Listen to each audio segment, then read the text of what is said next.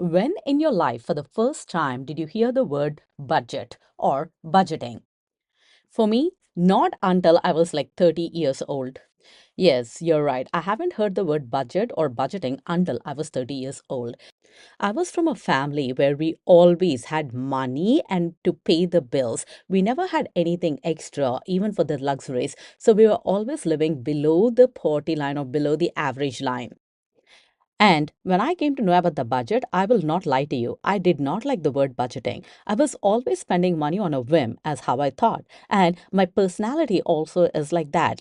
I spend very little on luxuries or very little on myself. And the major portion of it always goes towards debt or towards needs. Yes, I have spent major of my life paying my debt, be it student loans, be it car loan, be it mortgage, be it credit card debt. I have always been round and round and round paying on debt. And this is the first time I'm starting to look into budget because of my situation. Look where it got me. My situation currently is like horrible. I'm deep down in credit card debt. And now it is the time I take action. And this is important that I start budgeting. In many ways, the word budget screams poor to me. It gives me a feeling of tightness and poorness and helplessness and tied up. If you guys watch my debt confession video, you'll see that how crappy my situation is right now. And I believe that budget is the only way that I can make myself out of the mess that I've created. So let's see if the budgeting system that I have helps me to pay off my debt and control my finances. And it's nothing complicated, guys. We are just tracking our money and intentionally spending it or sending it the way it is supposed to go. I read in an article which said that money is like water. If you don't show it a direction, it goes everywhere and anywhere. If you show it a direction, it goes where you want it to go. I need to know where my money goes. And you can tell I suck at money management because of my current situation. But till now, in my mind, I thought I was very good. And my family thought I was very good. So you can just imagine the background I come from and how we think about money. And if you're on the same boat as me and do not like budgeting, hold on tight, guys. Let's just at least learn what the basics are and where our money is coming from and where it is going. So let's dive in. Step one is to set a goal. Setting up a goal is very important to me because it gives me a clear picture of what I'm trying to do and what I'm trying to achieve. Did you guys ever set financial goals before? For me, whenever I set a goal, and before it's like to pay my student loans, I was very dedicated, I was very motivated, I was very aggressive because I really wanted to reach the goal. And it really did give me a sense of satisfaction and pride when I finally could clear off my student loan. Your goal don't have to be set in stone, but it is very important to have one. Also, when you're making a goal, remember SMART, SMART, which is the goal should be very specific and it should be measurable and it should be achievable, that is keeping it real, and it should be relevant and it should be time bound. And if you're struggling to identify what your goal is, I'll give you a few examples. One of the goal could be building 1 month emergency fund or a 3 month emergency fund or a 1 year emergency fund. Now let's see how you can apply the SMART goals to this particular goal that you have. So the first one is you have to be very specific. So you just cannot say, I want to build 1 month emergency fund. You have to be very specific. You want to say, I want to save $1,000 in the next 5 months to build my emergency fund. I will save $50 from each paycheck. And keep measuring it. Make sure you save that $50 every month and keep measuring it every month. And make sure you have the ability and the resources in case if you're not able to save $50 from that paycheck that you are receiving every month, try to get a second job. Try to do a side hustle and try to get that $50 so that you can start building your emergency fund. So be very clear while writing your goal that, oh, I'm going to achieve this by this means. And then make sure that you're time bound. Make sure in the next 5 months you achieve the goal. Now, step two. Step two is writing down your take home income. So, write down your every month how much you bring home your income. This is called your net income. When you look at your paycheck, you will see two incomes, that is a net income and a gross income. So, your net income is after all the deductions like the taxes, Medicare, Medicaid, Social Security, insurance, 401k contribution. So, after all these deductions, whatever is remaining is your take home or the net. I do understand that if you're a freelancer or if you're a contractor or a consultant, the paychecks can be different or you might not get a regular income every month. But I really do not know how to budget on an irregular income. If you have any ideas, please mention in the comments below. Now, step three, list all your expenses. Now that you know how much money you're bringing in, it is time to figure out how much money is going out. In this step, we are going to list down what all expenses we have, our fixed expenses and our variable expenses. Tracking and categorizing your money will help you to see where you're spending more and where you're spending less. It will also clearly show you the areas where you can save more. And when we talk about expenses, we can categorize them into two categories. One bucket is the fixed expenses, and the other bucket is the variable expenses. In the fixed expenses, you can categorize your rent or your mortgage, your car payment, your utilities, your insurance. And in the variable expense bucket, you can categorize your groceries, entertainment, eating out, and any other miscellaneous things that you have. Also note that any of the debt payments that you're making, the minimum payments you're making, these comes under the fixed expenses.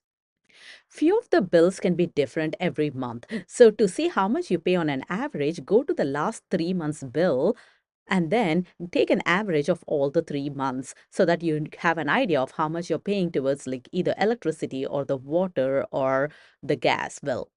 I'm so happy that we made it this far. Now, this is step four, and it's time to pick a budgeting plan. There is more than one way that you can do this. There is no right way or the wrong way. Today, we are just going to look at the paycheck budget, pay yourself first budget, the envelope budget, the zero based budget, and the 50/30/20 budget. So, the first thing, the paycheck budget, it's nothing but every penny, every cent of your paycheck has a dedicated spot. I personally follow this because my income is fixed every month and I pay my bills pretty much the same every month.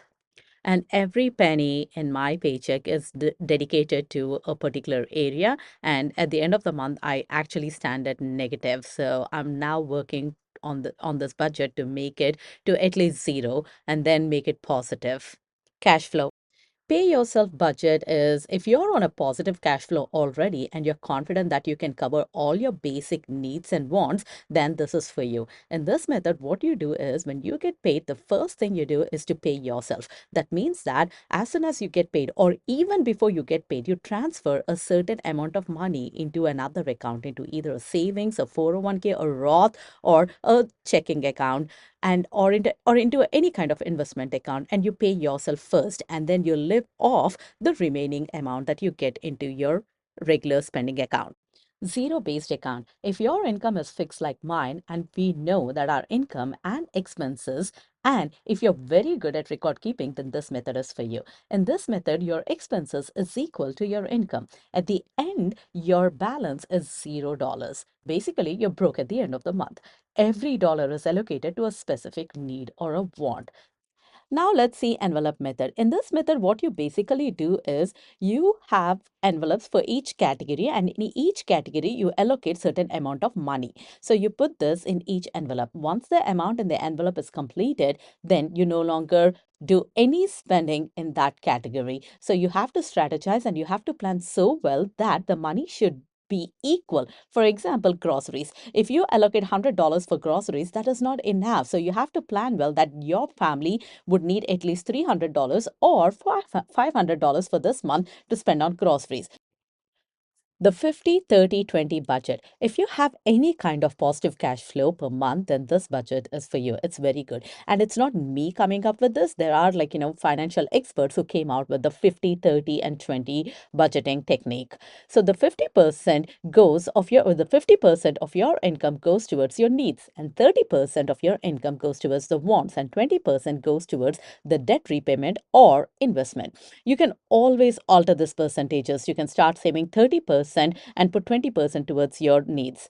I like Dave Ramsey's version of allocation. He has a good division of individual items on his website. So, but I do not follow this method, this budgeting technique. So I do not use it. But if you are in a positive cash flow and if you are a person who can really divide how much money you get into percentage of amount and live under your means, this is a very good budgeting technique.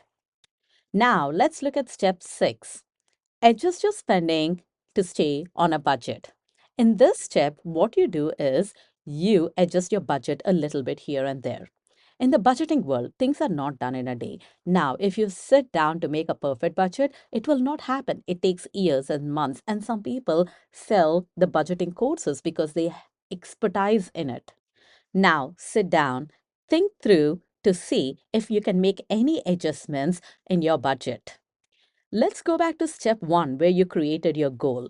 If your goal is to pay off a credit card, then make adjustments from other spending areas to free money to pay towards the credit card.